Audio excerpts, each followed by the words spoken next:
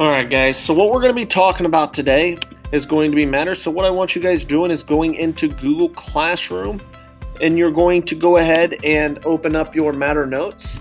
And I want you guys to follow along and fill in your notes, as well as go ahead if you want to handwrite them. That's fine as well. As you are going through the video, if you have to pause it for any reason, feel free to do so. So we're going to be talking about matter. Okay, and so what is matter? Well, there's two requirements to consider something matter. One, anything has to have mass. Okay, so anything around you, think about it. Your desk, your chairs, your beds, your clothes, your instruments if you play them, if you play sports, anything that you use for your sport has some type of mass. Okay, and so we've measured mass in our class by using our scale. So if we continue, the other requirement is anything that takes up space or volume. Okay, so to be considered matter, you have to have mass and volume. So when we talk about mass, well, what do we measure mass with? Okay, and so how do we measure mass? And we measured last week using a digital scale on the side of the room. And so you guys are going to be using that more often this year. And so the unit we use for mass is grams. We've also been using that so far. We're going to continue to use that in chemistry. Volume. How do we measure volume? Well, we use what's called a graduated cylinder. Okay. And also how we can measure it is using your length times width times height, or finding the area of something. So using displacement is what you would use a graduated cylinder for. So how do we do that? Okay, so I have a video here that I want to show you guys. So we're going to be talking about what a displacement is and finding the volume of an irregular shaped object. Okay, and so anything that's irregular is something you can't measure on a flat surface from length times width times height. So for example, we have a bolt here. And so to find the volume of the bolt, what we'll do is we'll go ahead and put the graduated cylinder, we'll fill it up with a known volume. And right now it looks like it's 41, 42, 43, about 43 milliliters. Oh, okay, never mind. It's now 50 milliliters. So we've gone ahead, 48 milliliters, because it's going by the bottom of the meniscus. So we're going to go ahead and place the bolt into the graduated cylinder. And I want you guys to notice how the volume of water has now changed. So the volume of water is now 57 milliliters. Okay, so it went from 48 to 57. So it rose 9 milliliters. So the bolt, or the volume of the bolt, is 9 milliliters. Okay, so this is what displacement is. If we went ahead and did this for a larger object like an egg, okay, we would use a different material. So we would fill up the water.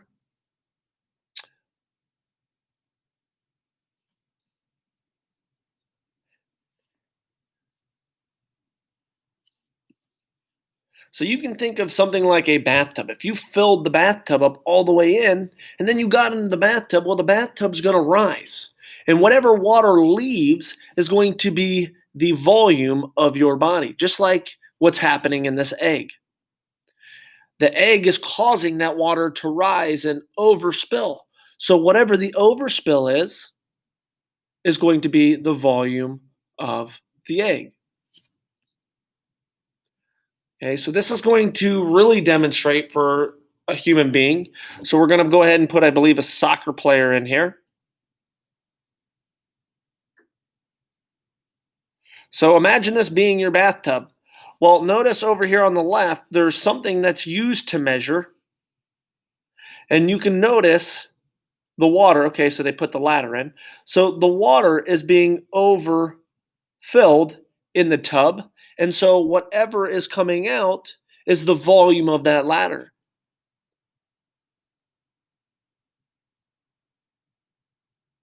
So we could also do the same to your body. Okay, so notice how that water is spilling out. And then we could measure the water that spilled to determine your volume. This is what we call displacement. Okay? The water that is displaced out of, and this is an IBC tote, due to you going in. All right? And so you guys will be using measurements like this throughout the year. You guys will also be measuring liquids using the graduated cylinder.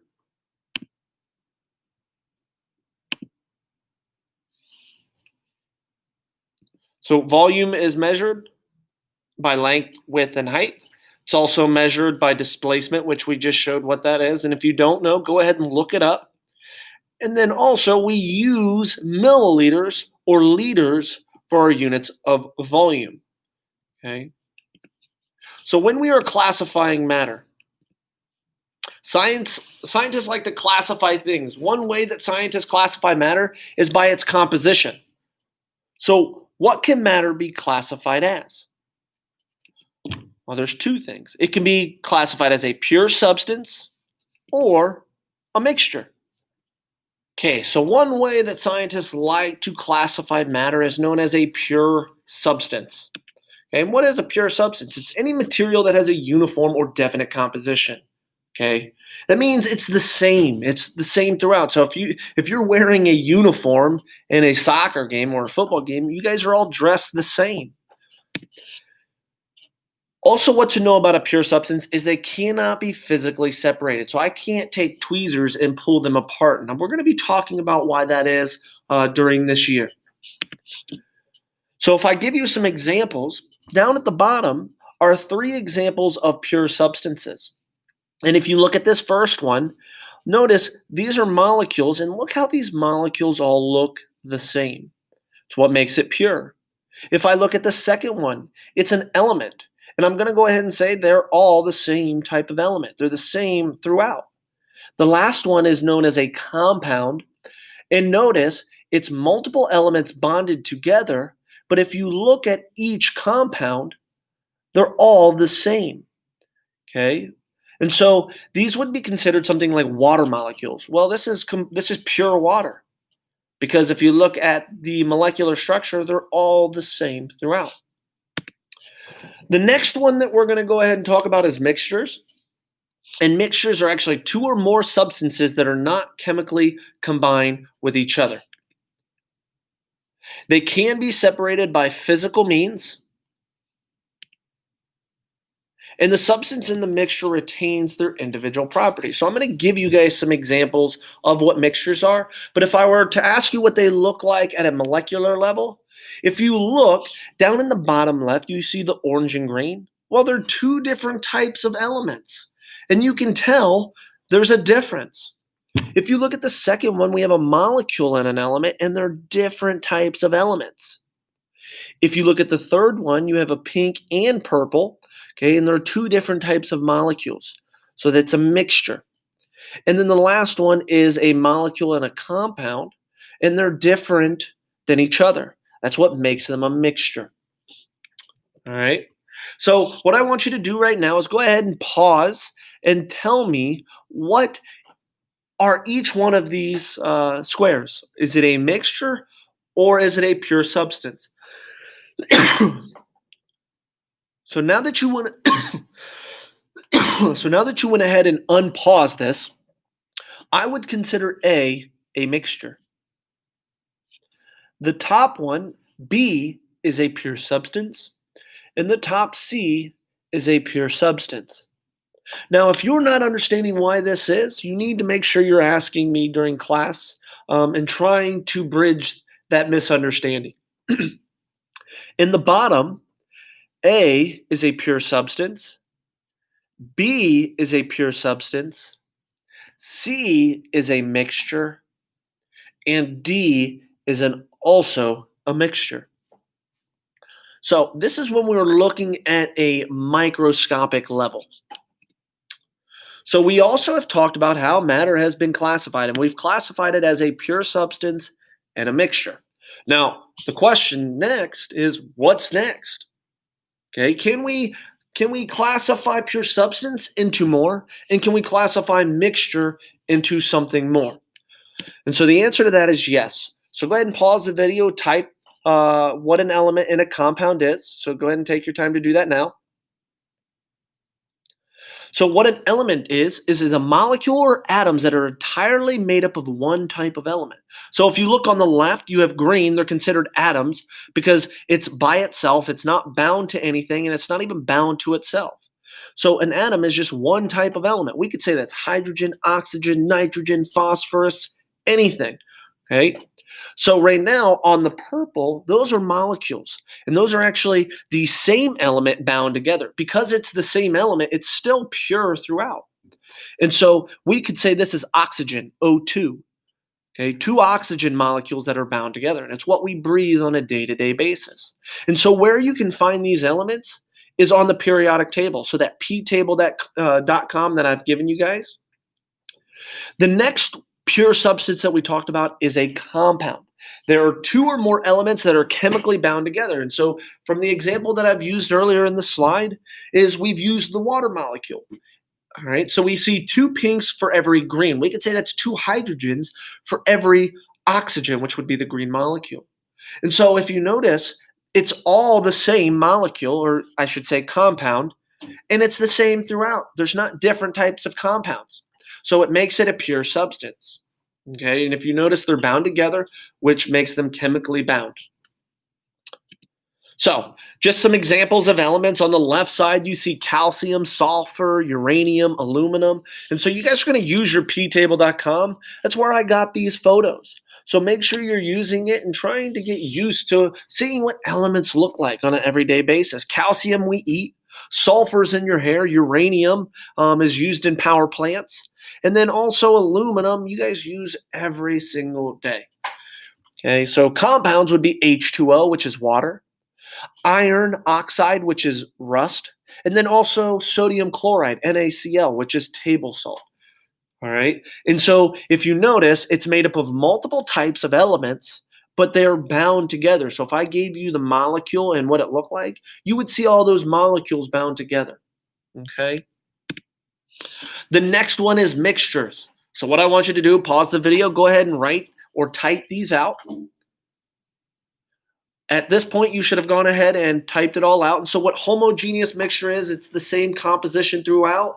And there are individual parts of the mixture that are not easily identified. And they're referred to as a solution. So if you look at the molecules down at the bottom, you can tell the green versus the purple. Okay, so you have different types of elements, which makes it a mixture, the green and the purple, but they're spaced out. And the purple spaced out. So that's what makes it homogeneous. And so for heterogeneous, it's a type of mixture in which components actually can be seen and are different. And they're not uniform throughout. So if you look at the molecules down at the bottom, you have purple and green. Okay, and you notice they're not bound together. There's space in between them. But if you look, those purple and green are clumped together.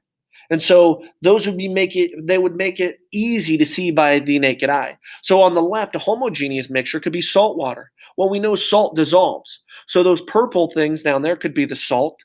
The green could be the water. Well, a heterogeneous mixture could also be salt water, but if it's oversaturated.